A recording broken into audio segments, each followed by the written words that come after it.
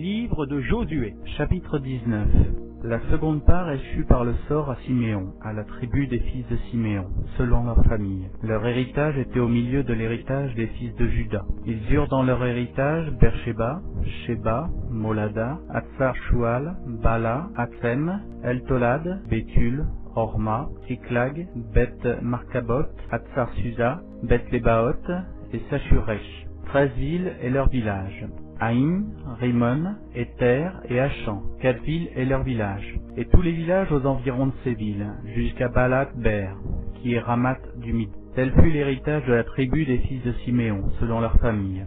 L'héritage des fils de Siméon fut pris sur la portion des fils de Juda, car la portion des fils de Juda était trop grande pour eux, et c'est au milieu de leur héritage que les fils de Siméon reçurent la leur. La troisième part échut par le sort aux fils de Zabulon, selon leur famille. La limite de leur héritage s'étendait jusqu'à Sarid.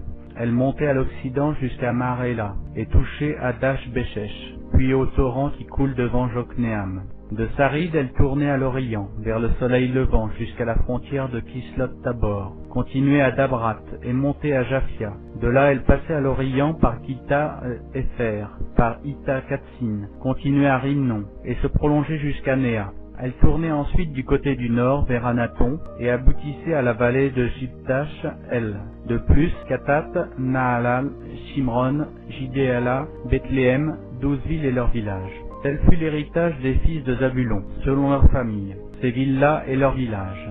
La quatrième part échut par le sort à Isaacar, aux fils d'Isaacar, selon leur famille. Leurs limites passaient par Yisraël, Kesulot, Sunem, Aparaïm, Chion, Anasharat, Rabit, Kishon, Abetz, Remet, Enganim, Enada et Beth-Passet. Elle touchait à Tabor, à Shashatima et Beth-Shemesh, et aboutissait au Jourdain, 16 villes et leurs villages. Tel fut l'héritage de la tribu des fils d'Isaacar, selon leur famille, ces villes-là et leurs villages. La cinquième part échut par le sort à la tribu des fils d'Azer, selon leur famille. Leurs limites passaient par Elkat, Ali, Béten, Akpash, Alam-Melech, Améad et Michéal. Elle touchait vers l'occident au Carmel et au Shishor-Libna. Puis elle tournait du côté de l'Orient à Beth-Dagon, atteignait Zabulon et la vallée de Jipsat, elle au nord de Beth-Emek et de Neil, et se prolongeait vers Kabul à gauche, et vers Hébron, Rehob, Ammon et Cana jusqu'à Sidon la Grande. Elle tournait ensuite vers Rama jusqu'à la ville forte de Tyr et vers Rosa pour aboutir à la mer par la contrée d'Axib. De plus, Huma, Aphek et Rehob, 22 villes et leurs villages. Tel fut l'héritage de la tribu des fils d'Azer, selon leur famille, ces villes-là et leurs villages.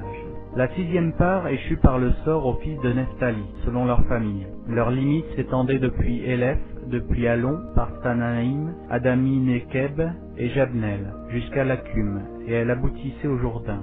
Elle tournait vers l'occident à Aznot-Tabor, et de là continuait à Hukok.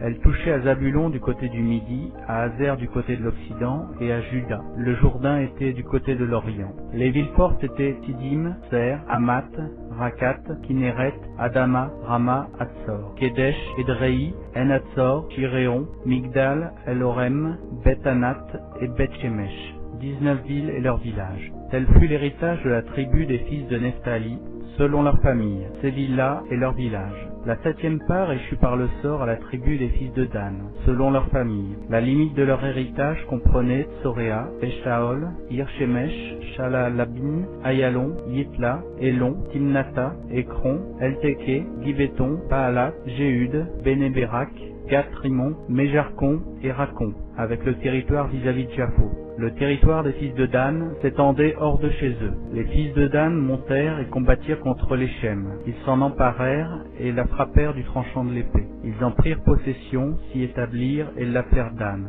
du nom de Dan leur père. Tel fut l'héritage de la tribu des fils de Dan, selon leur famille, ces villes-là et leurs villages. Lorsqu'ils eurent achevé de faire le partage du pays d'après ses limites, les enfants d'Israël donnèrent à Josué fils de Nun une possession au milieu d'eux, selon l'ordre de l'Éternel. Ils lui donnèrent la ville qu'il demanda, Timnath-Sérach, dans la montagne d'Éphraïm. Il rebâtit la ville et y fit sa demeure. Tels sont les héritages que le sacrificateur Éléazar, Josué, fils de Nun, et les chefs de famille des tribus des enfants d'Israël distribuèrent par le sort devant l'Éternel à Silo, à l'entrée de la tente d'assignation. Ils achevèrent ainsi le partage du pays.